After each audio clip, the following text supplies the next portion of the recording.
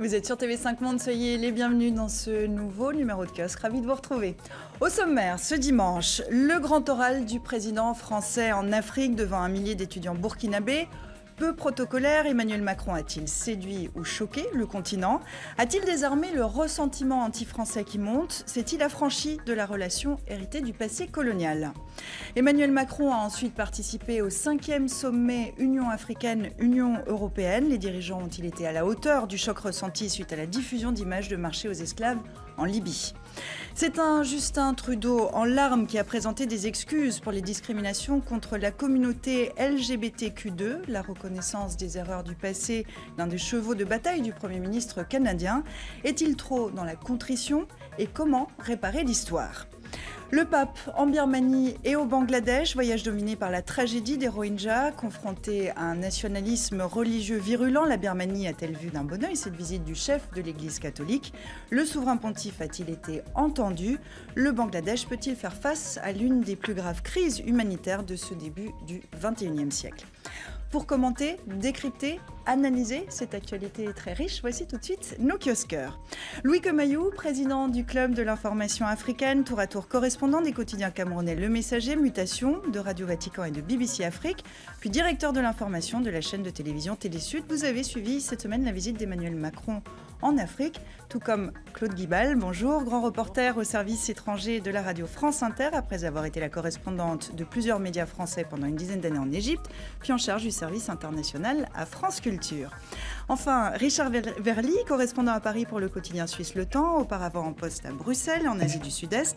Vous dirigez également la collection L'âme des peuples aux éditions Nivikata. Vous étiez, vous, en Centrafrique cette semaine. Bonjour à vous trois, merci d'être ici en plateau pour commenter cette actualité.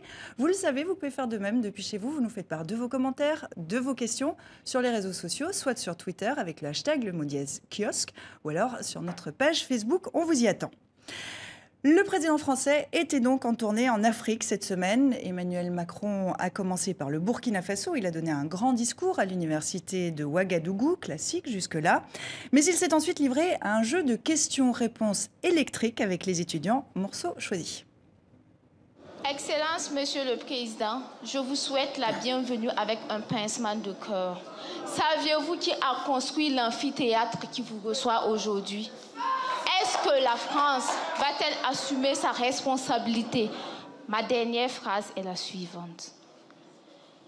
Après avoir inauguré, dans quelques jours, ou plutôt demain, la centrale électrique de Zagtoulou, allons-nous profiter de cette climatisation? Mais vous m'avez parlé comme si j'étais le président du Burkina Faso. C'est quelque part, vous me parlez comme si j'étais toujours une puissance coloniale. Mais moi, je ne veux pas m'occuper de l'électricité dans les universités au Burkina Faso. Le sujet, c'est le franc CFA. Quand le transfert de nos fonds, de notre tonne d'or déposée auprès du Trésor français, pour soi-disant assurer la convertibilité du franc, qui, on sait, porte toujours la marque de la colonisation. Je vais répondre très précisément à la question, parce qu'il ne faut pas avoir des discours simplistes sur des questions compliquées. Et il n'y a pas de tabou. Moi, j'ai peur de rien. Je ne serai pas devant vous sinon. La France oblige les pays, nos pays, les pays de zone CFA, à remettre 50% de leurs réserves d'échange au Trésor public français en termes de conditions pour que les CFA fonctionnent. Pourquoi? Si ce n'est pas de l'impérialisme, ça c'est quoi alors? Ok, j'ai une deuxième question. Ah non, non, t'en as qu'une, parce que là, attends... non. Selon une publication... La démocratie, la démocratie. Ça, c'est de l'impérialisme pour moi. Une question. Mais non, c'était une question, je vais répondre. Alors Louis, Claude, vous étiez les deux dans cette salle, vous avez assisté à cet échange. Alors ça a duré une cinquantaine de minutes, évidemment. Là, on vous a montré un montage pour donner un petit peu cette ambiance. Est-ce que c'était en effet très chaud? Et je ne parle pas de la température de la salle qui a fait beaucoup parler. Claude, vous parlez de la climatisation. De l'ambiance, de la climatisation, mais de l'ambiance entre... Oui, cette ambiance. Alors déjà, vous dites effectivement que ce question-réponse a duré 50 minutes. Auparavant, il y a déjà eu 1h30 de discours d'Emmanuel Macron, ce discours est aussi beaucoup interrompu par des applaudissements, applaudissements, des rires, etc. Et avant qu'Emmanuel Macron arrive, la salle était déjà très très chauffée. On entendait fréquemment des chants à la gloire de Thomas Sankara et compagnie. Donc quand Emmanuel Macron est arrivé, effectivement, c'était devant un amphithéâtre chauffé à blanc, tout à fait curieux en fait d'entendre et de voir s'il y avait enfin une rupture avec la France-Afrique. Alors ça, c'est la question qu'on va se poser ensuite, mais pour rester sur ce moment-là, est-ce qu'on peut dire que les étudiants étaient prêts à en découdre et que Emmanuel Macron aime bien ça par ailleurs? Ce qui s'est passé, c'est que la veille déjà, le décor avait été planté. Il y a une rue, un boulevard précisément, qui porte le nom de Charles de Gaulle. Ce boulevard a été débaptisé, puis rebaptisé Thomas Sankara. Donc ça vous plante le décor. Bienvenue au pays des hommes intègres. La deuxième chose, c'est que quand le président Macron est allé à l'université Joseph Kizerbo, dans l'amphithéâtre principal, on s'attendait à un ring. Il s'attendait à un ring. Et je pense que tous les services qui ont été associés à cette visite ont fait un très long travail en préambule pour rencontrer à la fois la société civile, les étudiants à l'université, les enseignants et toutes les personnes qui pouvaient être utiles dans la compréhension générale. Je pense que le Conseil aussi présidentiel pour l'Afrique a joué un rôle très important dans la préparation. Quand il cite les soleils des indépendances, c'est pas gratuit. Donc tout cela participe d'une démarche de préparation très suivie. On est d'accord, c'est un moment important. C'est un moment capital parce que là, s'il a choisi le Burkina Faso et non pas la Côte d'Ivoire ou le Sénégal, c'est pour des raisons bien précises. La jeunesse du Burkina a réussi ce que, dans les pays francophones, aucune autre jeunesse n'avait réussi jusqu'ici. Et donc, c'est pour saluer le courage de cette jeunesse qu'Emmanuel Macron est allé au Burkina Faso. Vous, Richard, vous étiez, je le disais tout à l'heure, en République centrafricaine cette semaine. Est-ce que ce discours a été très observé depuis là-bas? Comment il a été reçu? Ou est-ce que ça n'a pas intéressé grand monde? Alors, il se trouve que moi, j'ai choisi d'aller le voir à l'université de Bangui, un des rares postes de télévision qui fonctionne à l'université de Bangui, qui est extrêmement démuni de moyens. Et il y avait une cinquantaine d'étudiants qui regardaient le discours. Et je dois dire que, vu de l'extérieur, n'ayant pas connaissance de toutes ces anecdotes que vous citez, c'était un discours et une rencontre extrêmement forte. C'est clair que la manière dont les étudiants ont pu s'exprimer, avec leur côté gauche mal préparé, trop long, etc., la manière dont Emmanuel Macron a choisi de leur répondre tout à fait directement jusqu'à employer le tutoiement, dans l'assistance, tout le monde était scotché à l'écran et tout le monde trouvait ça nouveau. C'était une rupture qui était bien accueillie. Donc il a plutôt séduit que choqué? Alors, il a plutôt séduit. Il a séduit et choqué, et il a séduit parce qu'il a choqué. C'est-à-dire cette volonté de s'affranchir des codes, de parler directement, au fond, comme un grand frère, c'est ce que m'a dit un étudiant, comme un grand frère le ferait d'étudiants plus jeunes. Pourtant, les étudiants, et on le voyait dans le montage, ont pointé du doigt des problématiques récurrentes dans ce rapport entre l'Afrique et la France. Le pillage, comme ils l'entendent, des ressources naturelles par les grandes entreprises françaises, la présence militaire de Paris, le maintien du franc CFA qui est vécu comme une monnaie coloniale. Donc ils avaient des choses à dire. Ils avaient des choses à dire, mais comme Louis l'a dit, la visite d'Emmanuel Macron et ce discours et ces questions-réponses avaient été extrêmement préparés. Moi, j'ai vraiment été frappée par la façon dont Emmanuel Macron a répondu, avec des éléments de langage la veille, j'avais interviewé des jeunes burkinabés très hostiles à la visite d'Emmanuel Macron et j'aurais pu faire des copier-coller de ce qu'ils m'ont dit, qu'on a retrouvé dans le discours d'Emmanuel Macron. On sait que ce conseil présidentiel pour l'Afrique dont il s'est doté en juillet dernier, ce sont des franco-béninois, des franco-sénégalais, des Kenyans qui sont là pour donner à l'Élysée la vision africaine de la France. Et ça a été extrêmement bien, j'allais dire, intégré par Emmanuel Macron qui, du coup, je pense que aucune des questions qui lui ont été posées ne l'a déstabilisé. Et du coup, il était extrêmement à l'aise, comme il sait l'être, dans le face-à-face j'allais dire presque dans le corps à corps. C'est le moment où il est le plus à l'aise. Et là, on le sentait sur cette estrade où il jouait entre le grand frère un peu sympa et le prof chahuté en même temps. Il était entre deux personnages comme ça, mais il était totalement dans son élément, presque jusqu'à une certaine forme d'ivresse. Sur le fond quand même, parce que les éléments que je citais qui sont des critiques qui sont faites à l'égard de la France, il y a un ressentiment anti-français qui monte en Afrique de l'Ouest. Est-ce qu'il a désarmé ce sentiment-là? Est-ce qu'il s'en est bien sorti? Ou est-ce qu'au contraire, comme on peut le reprocher aujourd'hui à la France, il est resté dans un style un peu néocolonialiste? Non, il n'y a pas de ressentiment anti-français. ce qui est critiqué ici, c'est la manière dont la France a pratiqué sa politique en direction de l'Afrique. Et le premier changement que l'on note avec Emmanuel Macron, c'est qu'il ne se contente pas de parler à ses pairs. Il est venu au Burkina, il ne s'est pas contenté d'aller au palais de Costiam pour rencontrer le président de la République. Il est allé à l'université. C'est la première fois que ça arrive dans une visite officielle. Et donc ça, il faut déjà le saluer. Et je pense que les étudiants l'ont apprécié à sa juste valeur. La deuxième chose qu'il faut dire, c'est que d'accord ou pas d'accord, 75 ans avec la même monnaie, née en période coloniale, c'est du colonialisme, c'est de l'impérialisme. Les questions étaient très mal posées, elles ont été très mal préparées, elles étaient bourrées de complexes de la part des étudiants qui sont venus en découdre avec une puissance coloniale. C'est des néo-complexés qui aujourd'hui ont peur de la rechute, mais qui ont rechuté. Et donc, le problème, il est là. En revanche, ce que je dois dire par rapport à cela, c'est que les interrogations qui ont été soulevées ici et là pendant cette visite méritent d'être étudiées par les Africains eux-mêmes. Parce qu'à plusieurs reprises, le président Macron a renvoyé la balle à son hôte, au président Roch-Marc Christian Kaboré, mais il a également renvoyé la balle à tous les présidents d'Afrique francophone. C'est à eux aujourd'hui d'animer ces discussions-là, de leur donner du sens, de leur donner une issue qui fasse que leur jeunesse ait confiance en eux. Parce que quand ils partent, ces jeunes, ils vont pas n'importe où. La plupart du temps, ils choisissent la France pour une raison simple. C'est que culturellement, ils se sentent plus proches de la France que de n'importe quel autre pays au monde. Et donc, avec ça, on ne peut pas dire qu'il y a un sentiment anti-français. Non, on condamne certaines pratiques, mais on reste lucide sur le fait qu'avec la France, il y a des liens historiques très forts qui ne partiront pas de Mais des critiques qui sont de plus en plus fortes, et notamment dans cette nouvelle génération. Oui, alors, il se trouve que moi, j'étais à Bangui, en République centrafricaine, qui est un pays qui attend tout de la communauté internationale aujourd'hui et qui attend énormément, y compris de la France. Donc, le débat à Bangui aujourd'hui n'est pas d'être pour ou contre le franc CFA, c'est simplement que le pays arrive à survivre et à surmonter la crise terrible qu'il traverse. Mais ce qui est vraiment intéressant, c'est que moi, j'ai regardé ce discours de Macron aussi en me rappelant qu'il n'est jamais aussi fort que quand il est dans le rôle de l'enseignant. C'est ce qu'il sait très bien faire. Il l'a toujours bien fait pendant la campagne présidentielle française. Donc ça, il maîtrise l'exercice. Alors j'avoue que je ne savais pas que tout avait été chorégraphié à ce point. Mais ce qui est intéressant, c'est que moi, je ne le voyais pas. Ça ne se voyait pas à l'écran. On n'avait pas l'impression que tout avait été préparé, mâché, organisé, etc. Donc, franchement, d'un point de vue politique, la prestation, chapeau. Parce que ça ne se voyait pas, ça apparaissait absolument improvisé et naturel.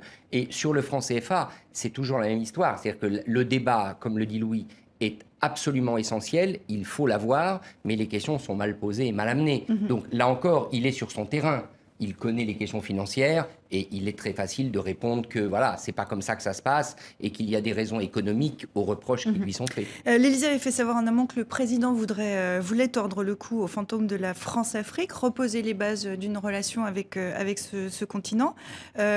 Est-ce que là, le fait qu'il soit plus jeune que les présidents précédents français, mais plus jeune aussi que ses interlocuteurs africains, est-ce que là, effectivement, ça lui permet d'y arriver? Est-ce qu'il y a une vraie rupture à ce niveau-là? En tout cas, il y a une rupture de forme, c'est évident. Mais c'est vraiment quelque chose qu'il n'a pas arrêté de marteler. Je ne sais pas combien de fois il a dit le mot génération, prononcé le mot génération pendant son discours. Et ce qu'il a dit aux jeunes qui étaient là, grosso modo, c'est vous et vous, c'est moi. On est de la même génération, on est d'une génération qui n'a pas connu l'Afrique coloniale, on est d'une génération qui a vibré ensemble à la victoire de Mandela. Bref, on a plus en commun. C'était un peu ça de son discours. On a plus en commun, vous et moi, que les vieux fantômes du passé. Donc maintenant, allez, ces vieux fantômes-là, on les met derrière et on avance. La question, c'est comment on avance, parce que malgré tout, il reste des réalités politiques, des réalités économiques, des réalités, j'allais dire, d'ordre scolaire aussi, les visas, les bourses d'études. Donc, pour l'instant, le discours, effectivement, était et cette façon d'aborder l'Afrique était nouvelle. C'est sûr que c'est une rupture importante, mais il est beaucoup trop tôt pour juger, parce qu'il va falloir maintenant juger sur des actes réels. Alors, il a eu des, j'allais dire, des annonces symboliques, que ce soit, par exemple, la déclassification des archives concernant la mort de Thomas Sankara, mais aussi la restitution d'œuvres d'art à l'Afrique. Enfin, tout ça, c'est des choses symboliques. Renvoyer aussi l'Afrique à ses responsabilités et parler toujours de responsabilités partagées, de se dégager un petit peu de ce poids colonial qui ne veut plus endosser comme avant, c'est bien, mais voyons voir. Attendons. Parce que quand il dit que c'est la fin, la France-Afrique c'est terminé, comme ses prédécesseurs, il a dit aussi que la France n'a pas de politique africaine. Ça, c'est un peu plus inquiétant. C'est très contradictoire. C'est pas inquiétant, c'est contradictoire. Parce que dans le même temps qu'il nous dit que la France n'a pas de politique vers l'Afrique, il a quand même ce conseil présidentiel pour l'Afrique qu'il a créé et qui travaille dans ce sens. Il a des ambassades de France, il a un conseiller à l'Élysée qui s'occupe de la diplomatie et notamment des relations diplomatiques avec l'Afrique. Donc c'est plutôt contradictoire, mais à côté de cela, ce que l'on attend du président Macron, c'est qu'il soit... Il est passé du rôle du jeune candidat à celui de jeune président. Je ne veux pas dire qu'il apprend le métier, mais il est encore au début. Il est au début et on en attend beaucoup. Faut pas trop charger l'âne non plus. La grande question, c'est que on a eu un président au Burkina Faso qui avait à peu près le même âge, nettement moins d'ailleurs, qui s'appelait Thomas Sankara et qui est parti à peu près sur la même dynamique. En face, il avait un François Mitterrand lourd avec son fils qui était son conseiller pour l'Afrique et qui n'y comprenait pas grand-chose. Là, on est dans une inversion totale de génération, où c'est en France que c'est jeune et en Afrique que c'est très vieux. Richard, pour conclure, quoi de neuf sur le fond aussi? Alors, d'autant que ces jeunes Africains, sur le terrain, qu'est-ce qu'ils voient? Parce qu'ils regardent le discours de Macron. Ceux qui avaient la chance d'y assister dans l'amphithéâtre à Ouagadougou l'ont entendu en direct. Mais sur le terrain, une fois qu'il est rentré à Paris, qu'est-ce qu'ils voient? C'est beaucoup d'anciens militaires français qui travaillent dans le cadre de sociétés privées. On était avec Louis au Forum de la sécurité de Dakar 2 semaines plus tôt. Moi, j'ai été frappé. Si vous faisiez la liste des képis en uniforme et des képis sans uniforme, mais qui travaillent pour le compte des grandes sociétés françaises. Donc ça veut dire que cette France-Afrique, au niveau, je dirais, du tissu économique, elle est extrêmement présente. La question est de savoir, est-ce qu'Emmanuel Macron va arriver à la contrôler? Au fond, on pourrait parler de complexe militaro-financier africain, en quelque sorte. Oui. Est-ce qu'il va réussir à le museler avec son conseil? Ou est-ce que finalement, il est plutôt, je dirais, dans les effets d'annonce, même aussi positifs soient-ils? Et question qui s'est posée aussi lors de sa deuxième étape, pas que pour lui, d'ailleurs, deuxième étape où vous l'avez suivi, Claude, puisque la tournée africaine l'a emmené ensuite au 5e sommet Union africaine-Union européenne. Des dizaines de chefs d'État et de gouvernement se sont vus à Abidjan, en Côte d'Ivoire. Le scandale international né de la diffusion d'images de marché aux esclaves en Libye s'est imposé comme le thème majeur de ce grand rendez-vous. Le sommet accouche donc de grandes manœuvres à venir. Ce sont des promesses qu'ont avancées les chefs d'État à l'issue des rencontres. Mais décidément, ces images du reportage de CNN sur la vente d'Africains en Libye ont clairement poussé à la réaction. Première urgence, l'évacuation des plus vulnérables. Nous avons demandé que l'Union européenne appuie les efforts du Maroc pour qu'on puisse rapatrier le plus rapidement possible les 3800 qui sont sur la route de l'aéroport. 3800 évacuations dans quelques jours ou quelques semaines, mais il reste plusieurs dizaines de milliers d'Africains coincés en Libye. Deuxième annonce, l'envoi d'une task force policière sur le terrain, européenne et africaine, à laquelle s'ajouterait le gel des avoirs et les sanctions financières des trafiquants connus. Pour arrêter ces phénomènes, il faut naturellement remonter à ces filières, remonter à leurs sources de financement, et je crois que cela nécessite la coopération de tous les États du monde. Pour boucler la boucle, les dirigeants européens et africains veulent poursuivre ce qu'ils appellent l'aide au retour. Ici, des Camerounais sont revenus au pays avec un peu plus d'une centaine de dollars chacun pour les aider à la réinstallation et les aider à oublier. Enfin, la communication dissuasive auprès des candidats au départ doit être renforcée. Il faut aussi promouvoir une éducation de qualité. Il faut rendre la croissance économique efficace pour les peuples. Il faut reconstruire l'État libyen. Bref, des annonces, des projets, il ne reste qu'à attendre les faits. Évacuer, aider au retour, dissuader, coopérer. Les images de ces marchés aux esclaves en Libye ont été un véritable choc sur le continent africain. Est-ce que ce sommet était à la hauteur, Louis? Non, malheureusement. Il n'a pas été à la hauteur. D'abord parce que les dirigeants ont traité de cette situation humanitaire grave, très grave, comme s'il s'agissait de s'acheter une paire de chaussures ou de remplacer une paire de lunettes qui ne convient plus. Nous sommes devant un drame humain. Nous le savions déjà, mais nous n'avions pas de preuves avec des images pour en témoigner. Là, on les a grâce à CNN. Qu'est-ce qu'on a comme réaction? Ils nous parlent de rappeler leurs ambassadeurs, ils nous parlent de convoyer les gens vers leur pays, de 150 € qui leur seront remis.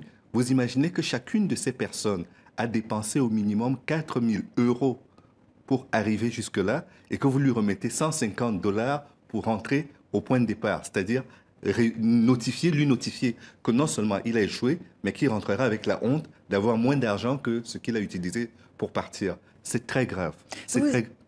Allez-y. C'est d'autant plus grave que Quand on doit combattre un phénomène comme celui-là, il ne concerne pas un seul pays. Il concerne certes la Libye, mais il concerne aussi le Maroc, il concerne la Tunisie, il concerne l'Algérie, qui n'a pas été citée du tout pendant cette opération, pendant ce sommet. Et je pense qu'il faut être réaliste quelque part. Si on a mal fait avec l'intervention en Libye, ayons au moins le courage et la lucidité de rectifier le tir. Et je ne pense pas qu'on a essayé de rectifier le tir lors de ce sommet. Claude, vous y étiez, vous, à ce sommet. Quelle était l'ambiance ? Écoutez, moi j'ai trouvé que ce sommet était complètement surréaliste, en décalage complet. Il y avait 85 pays, enfin 85 dirigeants qui étaient réunis pour un sommet qui a coûté un argent dingue, hein, entre 20 et 25 millions d'euros, quand on sait que par exemple un des objectifs d'Emmanuel Macron était par exemple d'obtenir des financements pour financer la force du G5 Sahel, qui peine à trouver 240 millions d'euros pour se financer, alors que là on a dépensé 10% de ce budget pour 2 jours, qui n'ont pas été extrêmement efficaces. Pour faire des constats qui sont effectivement ce constat complètement abominable de ce qui se passe sur la traite humaine aujourd'hui, et avec effectivement des grandes déclarations de principe, ces offres au retour qui restent quand même... Comment garantir la réinsertion des gens qu'on veut ramener dans leur pays, une réinsertion qui soit positive. Moi, ce qui m'a aussi beaucoup choqué, c'est ils ont beaucoup insisté, par exemple, sur la nécessité d'avoir un discours très dur sur la migration, une communication très dure sur la migration et les risques, comme si les Africains eux-mêmes n'en étaient pas conscients. Moi, j'ai rencontré ce jeune homme il y a 2 jours sur une plage au Ghana, qui dormait au Ghana, qui venait du Niger, et qui me disait, mais moi, de toute façon, je vais partir vers l'Europe, je vais partir. Je ne partirai pas par la Libye, parce que tous ceux qui sont partis par la Libye sont morts, mais je partirai vers l'Europe. Ça n'a rien changé au problème. Est-ce que quand même, malgré tout, on n'a pas acté, en tout cas dans les mots, ce qui se passe là-bas? Parce qu'on parle souvent de l'Europe qui ne veut pas des migrants. La réalité, c'est qu'en Afrique, les pays d'Afrique subsaharienne n'ont pas tellement envie de les voir arriver non plus chez eux, les hotspots, etc. Mais dans le même temps, Sylvia, le problème, c'est que ces pays, qu'ils condamnent ou qu'ils ne condamnent pas les départs de leurs jeunes, dépendent un peu de ces migrants-là. C'est-à-dire que quand vous avez des transferts de fonds qui sont effectués par les migrants à l'extérieur, qui pèsent nettement plus lourd que l'aide publique au développement multilatérale et bilatérale, on est très mal placé pour dire « renvoyez-nous ces gens ». C'est très compliqué d'agir ainsi. De l'autre côté, que vous montiez des barrières, que vous disiez que vous allez fixer, que vous fassiez tout ce que vous voulez, quand on est dans le désespoir et que la seule voie qui reste, c'est celle du départ, vous mettrez tous les militaires que vous voulez, les gens partiront. Ça s'est vu avec le mur de Berlin il y a très longtemps. Ça se voit aujourd'hui en Corée du Nord avec les militaires. Ce sont les militaires qui s'enfuient maintenant. Donc, ce n'est pas avec la solution de la force qu'on y arrivera. Richard. Oui, 2 remarques. La première, c'est que je me demande si on n'a pas assisté à la fin de ce mythe Union européenne-Afrique. On voit bien que le dialogue entre l'UE d'un côté et l'Union africaine, ça ne marche pas. Toute une partie de pays de l'Union européenne ne s'intéresse pas à l'Afrique. Ça ne les intéresse pas. Ils sont là par quasi-obligation. Ils n'ont rien à dire, ils n'ont rien envie de dire. Et donc, je pense que là, véritablement, il faut réfléchir à un autre format, peut-être entre des pays plus motivés, sur des sujets plus restreints, pour des sommets qui coûteront beaucoup moins cher. La deuxième chose, c'est que le silence, quand même, ou en tout cas c'est ce qu'il m'a semblé, regardant tout cela de l'extérieur, le silence des dirigeants européens en général. C'est-à-dire que ce n'est qu'une... Alors, tout à l'heure, on plaisantait peut-être du côté un peu trop officiel, langue de bois, de la déclaration d'Alpha Condé, mais où sont les déclarations des dirigeants européens? Donc, il y a véritablement quelque chose qui ne fonctionne plus. La question de la migration empoisonne complètement ces relations entre l'Union européenne et l'Afrique, parce qu'on ne se dit pas les choses, parce qu'on ne les vit pas de la même manière du tout, tout ce que Louis a évoqué. Et donc, moi, ma question derrière, c'est est-ce que ce genre de sommet, finalement, est utile ou pas? Et ce sommet-là, j'ai quand même l'impression qu'il a été très largement inutile. Je vais rebondir sur votre premier point, sur votre première remarque, puisque l'accord de Cotonou arrive à son terme dans 2 ans. Ça fait 20 ans qu'il régit les relations entre l'Europe et l'Afrique.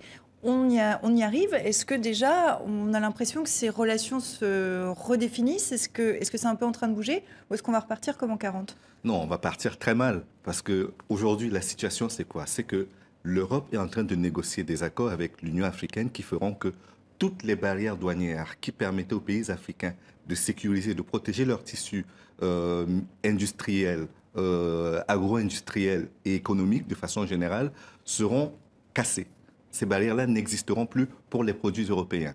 Et donc, ça signifiera quoi? Non seulement les agriculteurs africains ne peuvent pas tenir la concurrence avec ceux de l'Union européenne parce qu'ils sont sponsorisés, mais en plus, ils seront inondés de produits qui viendront d'Europe, qui ne seront pas vendus au même prix, seront vendus au moins 4 fois moins cher qu'au niveau de l'Union africaine.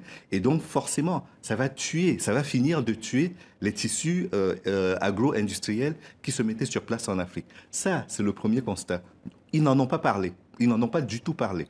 La deuxième chose, c'est qu'on avait fait un sommet pour parler à la jeunesse africaine. Un peu comme Macron qui est parti au Burkina, pas pour parler de politique africaine, mais pour parler à la jeunesse. Finalement, on a réduit la jeunesse africaine à la jeunesse qui part du continent. Cette manière de phagocyter, de vampiriser les sujets importants devient insupportable. C'est-à-dire qu'on s'appuie sur l'actualité pour dire il n'y a pas d'autres problèmes de la jeunesse africaine que ceux de l'immigration. Le thème du sommet, c'était en effet investir dans la jeunesse pour un avenir durable. Là-dessus, est-ce qu'il y a eu des réponses apportées ? Je ne crois pas. Honnêtement, je ne crois pas. Il y a quelque chose aussi, on s'est adressé effectivement à la jeunesse qui part et on s'est aussi adressé à la jeunesse urbaine africaine. Et je pense qu'on a oublié des pans entiers de l'Afrique, qui est l'Afrique agricole. On est dans une vision de l'Afrique qui est, je ne vais pas dire fantasmée, mais qui est très, très, très, très réductrice quand même sur la façon dont on s'y adresse. Ça pose question. On a beaucoup parlé d'investissement, de vendre des modèles, de start-up, de numérique, etc. Ce qui est effectivement ce qu'il faut faire. Mais il ne faut pas oublier que l'Afrique, aujourd'hui, c'est 70% de la population qui a moins de 25 ans. C'est quasiment un demi-milliard de personnes qui vont arriver sur le marché de l'emploi d'ici 2050. Comment on va faire pour créer cet emploi en Afrique, pour répondre aux besoins de cette jeunesse? C'est là où l'Union européenne devrait se poser des questions aussi face à la crise migratoire. C'est comment, ces 450 000 jeunes Africains qui vont chercher du travail dans les 20 ans qui viennent. Ils vont aller où? Ils vont le trouver où, ce travail? D'un mot pour conclure, Richard. Oui, un seul chiffre qui m'a marqué, c'était encore une fois au sommet Dakar où nous étions ensemble avec Louis, la seule population riveraine du lac Tchad, le lac Tchad étant l'épicentre de nombreux problèmes aujourd'hui, Boko Haram ou autres. Elle est actuellement de 80 millions d'habitants. Dans 20 ans seulement, ce sera le double, 160 millions. Comment voulez-vous que dans ces conditions, les discours sur l'émigration et la migration tenus par l'Union européenne fonctionnent? La réalité dépasse de loin les discours et les moyens mis en œuvre, et ça ne va pas cesser d'être le cas dans les années à venir. Et 2 ans donc pour revoir cet accord de Cotonou, voir comment vont se redéfinir ces rapports, ces relations entre ces deux continents, ces deux unions. Je vous propose maintenant d'accueillir avec nous, oui, elle est là, elle est avec nous, on accueille Alexandra Chaska qui est avec nous depuis Montréal. Alexandra, vous êtes journaliste, grand reporter à la télévision canadienne Radio-Canada. Merci d'être avec nous. Alexandra, avec vous, on va parler de ce discours au Parlement du Premier ministre canadien. Mardi, Justin Trudeau s'est excusé pour les discriminations contre la communauté LGBTQ2. Il s'est encore excusé, ironisent certains. En 2 ans au pouvoir, vous allez le voir, ce n'est pas la première fois. Nous sommes rassemblés aujourd'hui pour nous rappeler qu'ensemble, nous pouvons et nous devons mieux faire. Pour l'oppression des communautés lesbiennes, gays, bisexuels, transgenres, queers et bispiritualité, nous nous excusons. Nous sommes réunis aujourd'hui afin de reconnaître une erreur historique. Aujourd'hui, je me tiens humblement devant vous pour présenter des excuses attendues depuis longtemps. Aujourd'hui, je suis parmi vous pour présenter des excuses au nom du gouvernement canadien pour notre rôle dans l'incident du Komagata-Maru. Excuses donc pour le refoulement d'immigrants indiens à bord du Komagata-Maru en 1914. Excuses, on l'entendait, pour les pensionnats autochtones de Terre-Neuve. Excuses à la communauté LGBTQ2. Et puis excuses à venir pour le refoulement de réfugiés juifs en 1939. C'est les prochaines excuses qui sont déjà plus ou moins prévues. Alexandra, est-ce que Justin Trudeau s'excuse trop? Est-ce qu'il s'excuse plus que d'autres? Mais écoutez, c'est difficile à dire. Oui, il s'excuse plus que d'autres par rapport aux autres premiers ministres canadiens. On se souviendra des excuses de l'ancien premier ministre conservateur Stephen Harper qui s'est excusé pour les sévices qu'ont subis 150 000 enfants autochtones dans les pensionnats autochtones, des enfants qui ont été enlevés de force de leur famille pour être mis dans des pensionnats chrétiens et acculturés, ni plus ni moins.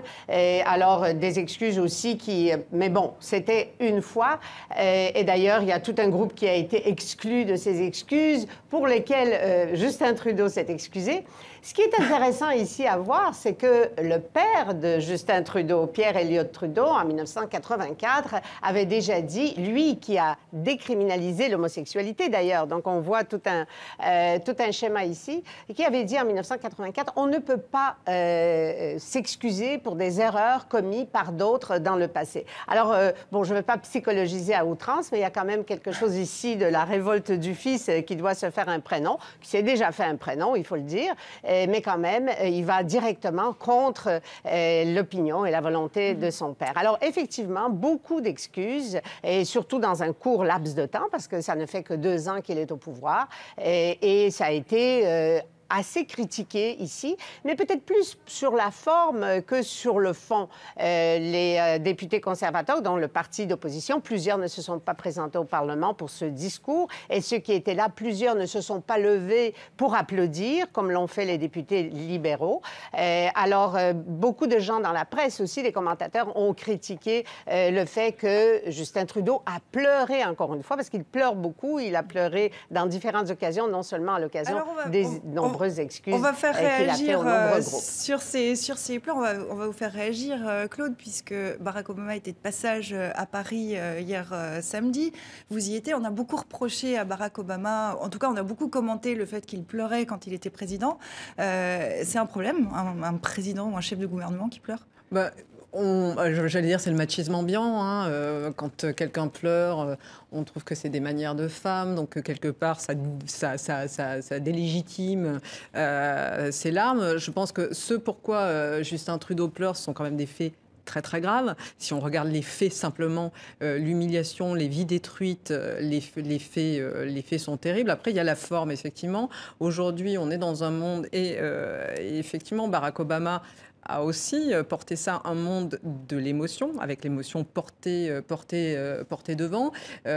Justin Trudeau, visiblement, a la larme facile. Il y a aussi quelque chose qui est intéressant dans ce phénomène de repentance et par rapport au passé. On l'a vu aussi avec Emmanuel Macron ces jours-ci en Afrique. Cette façon de régler politiquement des comptes en utilisant le passé et en faisant du présent, un présent plus moral finalement, un présent supérieur moralement à tout ce qui s'est produit auparavant. C'est un petit peu oublié aussi, et bien justement, les réalités du présent. Enfin, Justin Trudeau, je crois, a pleuré sur les réfugiés syriens. Je ne crois pas que ça ait eu une politique particulièrement plus active du Canada sur l'accueil des réfugiés syriens, donc au-delà des larmes et des effets d'annonce. Donc il y a cette dans cette utilisation aussi de l'émotion, on règle des comptes à bon compte aussi. Alors Alexandra, le Premier ministre a fait de la reconnaissance des erreurs du passé l'un de ses chevaux de bataille. C'est noble, mais parce que ça fait aussi partie des petites critiques à son encontre cette semaine, est-ce qu'il est trop tourné vers le passé ? Oui, certainement, il est beaucoup tourné vers le passé. Il veut régler les comptes avec ses prédécesseurs, ou enfin avec l'histoire canadienne. Il faut dire que l'histoire canadienne est surtout par rapport aux Autochtones, particulièrement peu glorieuse. On a vraiment essayé d'effacer de l'histoire ces peuples qui étaient ici avant que la colonie de peuplement qui s'appelle aujourd'hui le Canada ne s'installe ici. Donc, c'est sûr qu'il y a quelque chose on est arrivé là. Et je pense que c'est largement accepté par la population et applaudi par la population canadienne. Mais il y a quand même, en même temps, une espèce de supériorité morale qu'on essaye de montrer par rapport au passé sans se resituer dans un contexte qui était quand même très différent. Mais bien sûr, quand on parle du MS Saint-Louis, le bateau donc allemand avec 900 Juifs juif à bord qui a accosté ici en 1939, qui a été refoulé vers l'Europe et dont les passagers, pour la plupart, ont péri ensuite dans l'Holocauste au cours de la Shoah. C'est sûr que ça, c'est une histoire récente pour laquelle on doit faire un examen de l'histoire, un examen de conscience. Donc, je pense que ces excuses sont largement bienvenues, bien qu'il y a des discussions sur le fait, bon, c'était un autre contexte, c'était une autre histoire, c'était tout à fait un autre moment de l'histoire du monde. En plus des excuses, les fonctionnaires et ex-fonctionnaires auprès desquels il s'est excusé cette semaine vont être indemnisés. On parle peut-être juste d'un montant qui ira jusqu'à 145 millions de dollars. Qui et comment indemniser? Ça, c'est la question qui se pose. Et puis surtout, on se rend compte souvent, et j'ai passé la parole à Richard, on vous retrouve Alexandra tout de suite, souvent c'est la question de l'indemnisation qui empêche les excuses. Oui, évidemment. D'ailleurs, par exemple, la question de l'indemnisation a tout de suite plané au-dessus du commentaire qu'Emmanuel Macron, vous vous souvenez, avait fait pendant la campagne présidentielle en Algérie sur la colonisation, crime de l'humanité. Très rapidement était venu, oui, mais on ne peut pas parler de crime contre l'humanité parce que ça suppose indemnité, etc. Moi, ce qui me frappe, c'est qu'aujourd'hui, les dirigeants politiques doivent à la fois affronter et gérer le présent et gérer l'histoire. Et ça, c'est tout à fait nouveau. Traditionnellement, on exerçait son mandat en gérant le pays dans le présent et en laissant l'histoire aux historiens éventuellement. Eh bien, aujourd'hui, c'est plus possible. Aujourd'hui, l'histoire, c'est le grand retour de l'histoire dans la vie politique. Elle fait partie quotidienne du mandat des hommes politiques qui sont interpellés sur ce sujet par des minorités qui sont bien sûr représentant des victimes d'hier. Et ça ne va pas cesser. Et ça pose quand même une question, c'est est-ce que les hommes politiques sont préparés à cela? Et moi, j'ai des doutes parce que je pense qu'ils ne sont pas assez préparés à affronter l'histoire. Ils sont toujours trop tentés de l'utiliser à des fins électoralistes. Or, de plus en plus, les minorités qui ont été dans le passé réprimées, violentées, massacrées, vont faire connaître leurs revendications et il faudra les entendre. Louis, est-ce qu'il peut y avoir une reconnaissance d'une injustice sans exigence de réparation? Je pense que c'est très compliqué parce qu'en justice, aujourd'hui, si vous introduisez ce genre de notion, ce sera compliqué. Vous ne mettrez plus personne en prison. On ne purgera plus de peine pour les crimes que l'on a commis. Et le pire dans les situations que l'on a connues là, c'est que c'était basé sur des principes scientifiques. On vous expliquait scientifiquement qu'on a le droit de commettre quelque chose d'abominable. Et c'est ça qui fait mal. Et c'est pour ça qu'il est généralement préférable, quand ce type d'erreur a été commise, de revenir dessus pour expliquer ce qui s'est passé, s'excuser s'il y a lieu de le faire et réparer. Et c'est ce qu'essaie de faire Alexandra, la commission sur les femmes autochtones. Cette commission était cette semaine au Québec avec à nouveau des témoignages bouleversants. Cette question pose la question de la réparation. Donc on est bien d'accord, ça va au-delà des excuses, au-delà d'une indemnisation. C'est aussi revoir cette histoire, réécrire cette histoire au plus près de ce qui s'est passé.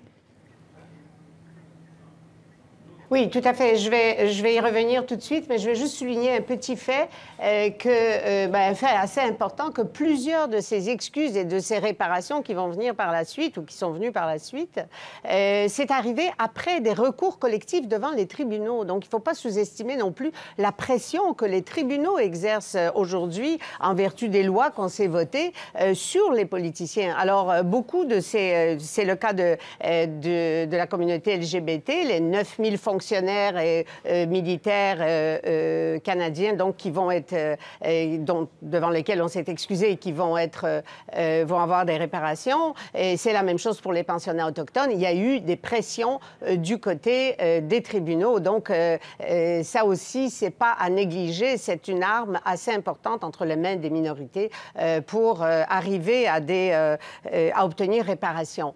Dans le cas des femmes autochtones et des fillettes disparues et assassinées, donc cette commission qui vraiment nous arrache le cœur jour après jour avec les témoignages. Cette semaine, c'était au Québec, sur la Côte-Nord, au nord de la ville de Québec, donc près de Sept-Îles. La commission s'est arrêtée. Les femmes ont fait des témoignages, mais bouleversants, entre autres sur un prêtre belge qui était missionnaire là-bas, qui a violé la moitié du village des femmes et des fillettes, entre autres au confessionnal. internationale. Et c'est vraiment des réalités qui étaient complètement enfuies, dont on n'était pas au courant, en tout cas en dehors de ces communautés-là, ou qui étaient même tabous dans ces communautés-là. Donc c'est important que ces choses-là soient dites. Ça, c'est vraiment la première étape avant les demandes d'excuses et des réparations. Donc il y a effectivement des comptes à régler avec l'histoire, où il y a encore des guérisons qui sont nécessaires aujourd'hui pour des gens qui vivent encore aujourd'hui. Un commentaire sur ce que disait Alexandra là, qui est peut-être le point essentiel, Richard? Oui, la difficulté quand l'histoire ressurgit, c'est que l'histoire est complexe. Et que l'histoire, elle s'est faite à l'époque, dans un présent, dans une situation donnée.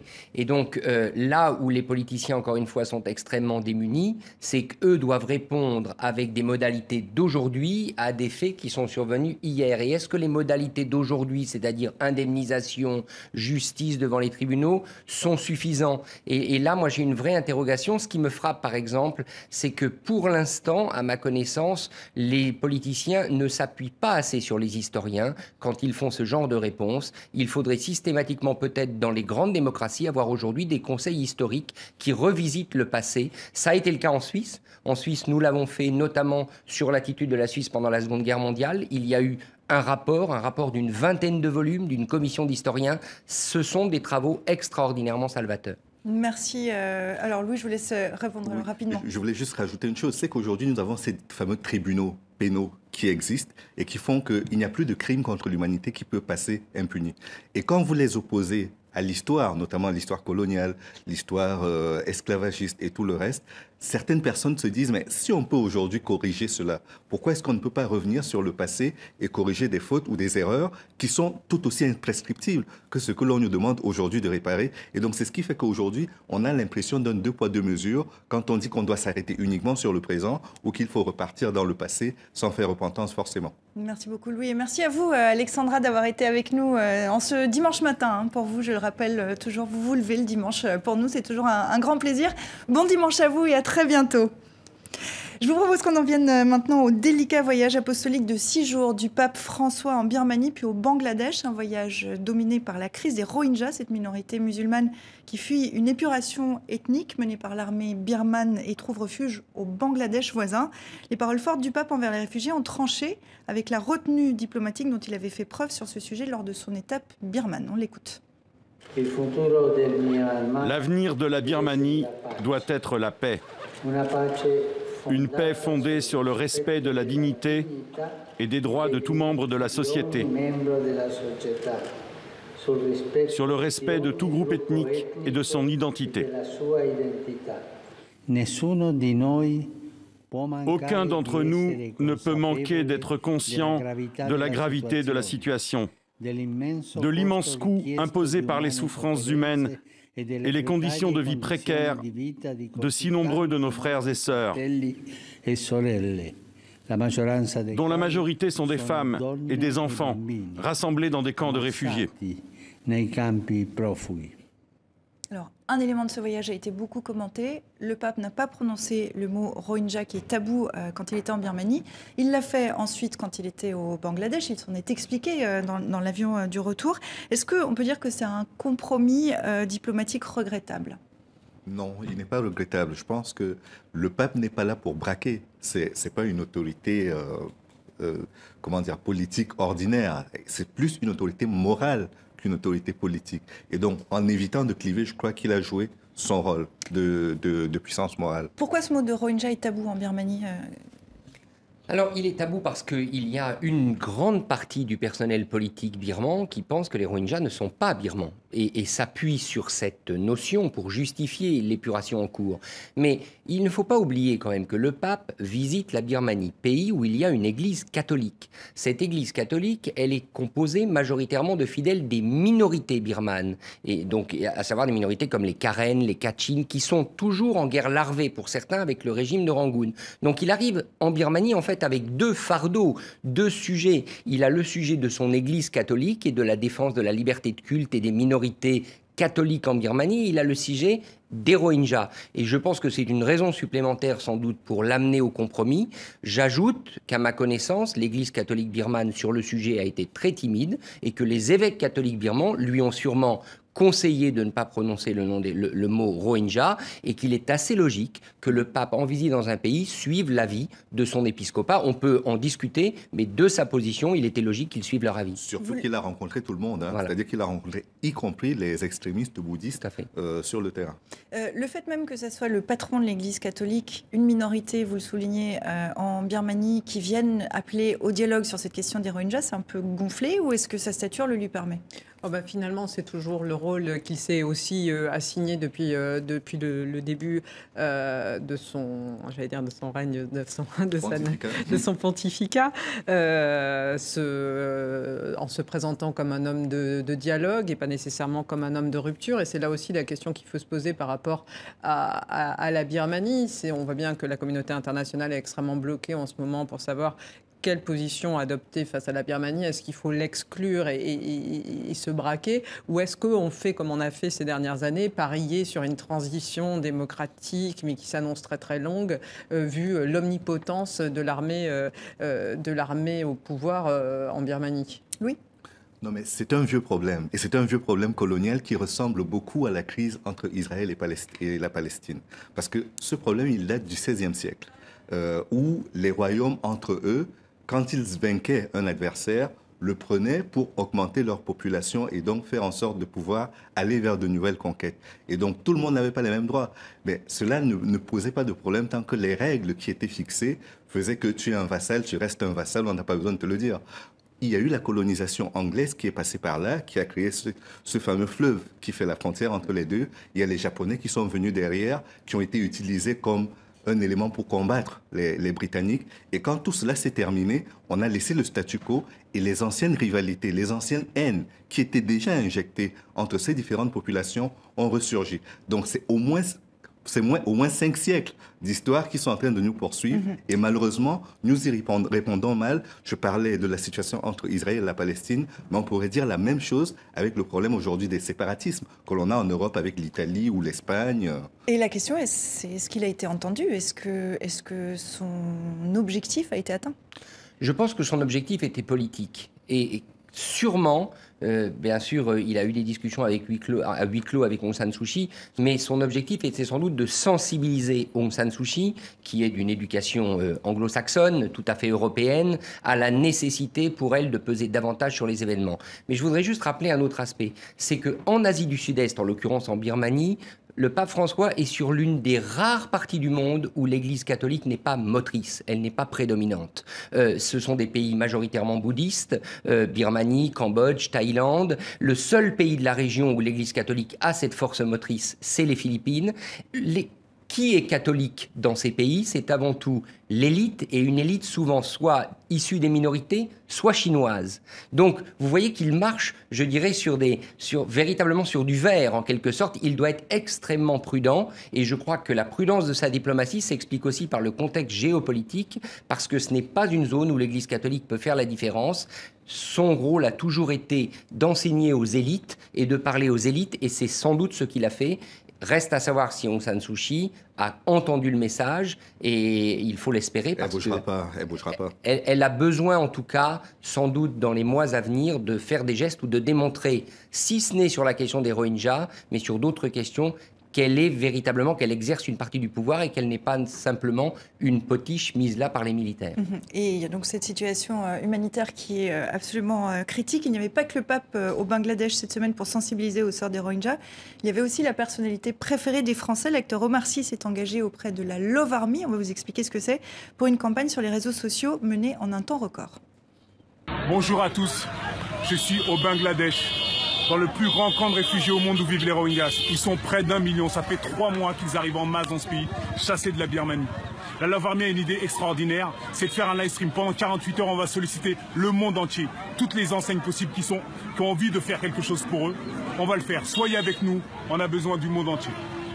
Merci à tous. Alors, en 2 jours, la campagne emmenée par Omar Sy et initiée par la star du net Jérôme Jarre a récolté près d'1,5 million de dollars. Cette mobilisation soulève quand même des interrogations. C'est naïf ou c'est noble? C'est noble. chaque fois qu'on se soulève, c'est bien. Michael Jackson avait fait son concert pour les enfants d'Éthiopie. On a eu d'autres rencontres de ce type-là avec les enfoirés en France ou d'autres rencontres de ce type-là. Non, c'est toujours noble d'être sensible à la souffrance du monde et on ne peut pas condamner. Mais pourtant, il y a des ONG sur place, il y a des pros qui sont là, qui sont sur place, parce qu'après, ça pose la question aussi de l'acheminement de cette aide. C'est assez controversé comme initiative. Oui, évidemment. Je pense que par les professionnels de l'humanitaire doivent peut-être effectivement juger ça vain ou à la limite, ou peut-être même contre-productif effectivement en termes d'acheminement de l'aide. On voit par exemple ce que peut produire le cumul de bons sentiments mélangé à d'autres choses, par exemple dans des pays comme Haïti qui sont des cauchemars humanitaires et ou la République centrafricaine. Ou la République centrafricaine. Ça peut être abominable. Maintenant, moi je suis d'accord avec lui. Est-ce que comme ça, Omar Sy, ceux à qui il s'adresse, c'est beaucoup de jeunes, c'est beaucoup de gens qui ne savent même pas où placer la Birmanie sur une carte. En se rendant sur place au Bangladesh, en attirant l'attention, il met quand même le doigt sur un drame humanitaire catastrophique et amener les gens à regarder hors de leur précaré, comme on pourrait le faire aussi aujourd'hui, par exemple pour la Somalie, où je rappelle que l'attentat qui a eu lieu il y a 3 semaines a fait au bout du compte 512 morts. Ça fait pas de mal. Et ça a le mérite, comme vous le dites, d'attirer l'attention, parce que, je le rappelle, plus de 620 000 Rohingyas sont passés au Bangladesh depuis 3 mois pour fuir ces violences considérées par l'ONU comme une épuration ethnique menée par l'armée birmane. Ils arrivent au Bangladesh. Le Bangladesh qui a signé un accord avec la Birmanie pour que 800 000 Rohingyas puissent rentrer, mais qui en même temps annonce que 70 000 à 100 000 d'entre eux vont être mis sur une île dont on a largement commenté qu'elle est en partie inondée 3 mois dans l'année. Ça veut dire que c'est insoluble et que pour l'instant, leur retour n'est pas proche. Je dirais que c'est la nuance qu'on peut apporter à l'intervention émouvante d'Omar Sy, c'est que le drame des Rohingyas, ce n'est pas une question de reconstruction, ce n'est pas une question humanitaire. C'est fondamentalement une question politique, c'est-à-dire ces gens sont aujourd'hui apatrides.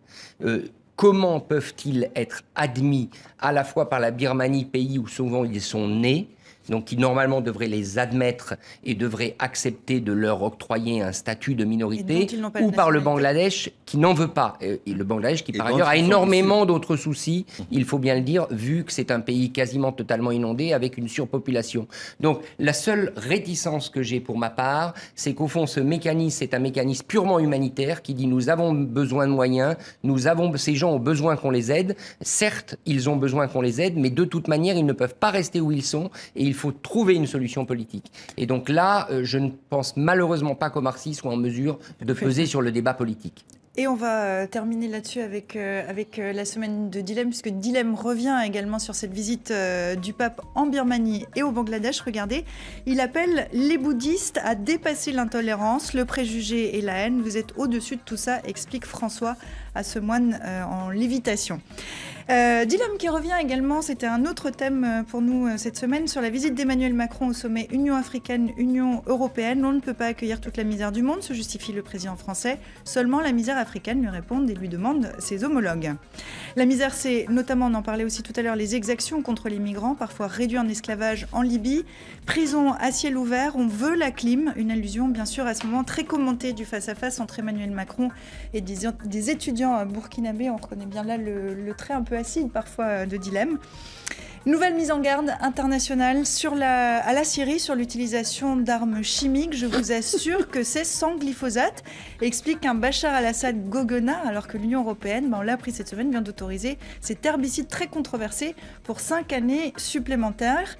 Et enfin, Pyongyang a célébré en grande pompe le tir de son nouveau missile intercontinental. Des milliers de Nord-Coréens ont assisté aux festivités. Comme ici, le dirigeant Kim Jong-un.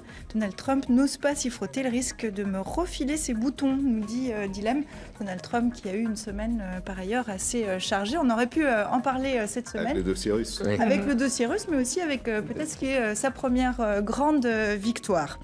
Nous y reviendrons certainement bientôt à Donald Trump. Je vous remercie d'être venu en plateau ce dimanche pour commenter l'actualité. Merci à vous qui nous regardez fidèlement dimanche après dimanche sur vos postes de télé, mais aussi sur vos tablettes et sur vos ordinateurs. On vous y retrouve d'ici à dimanche prochain. Vous nous écrivez, on vous répond.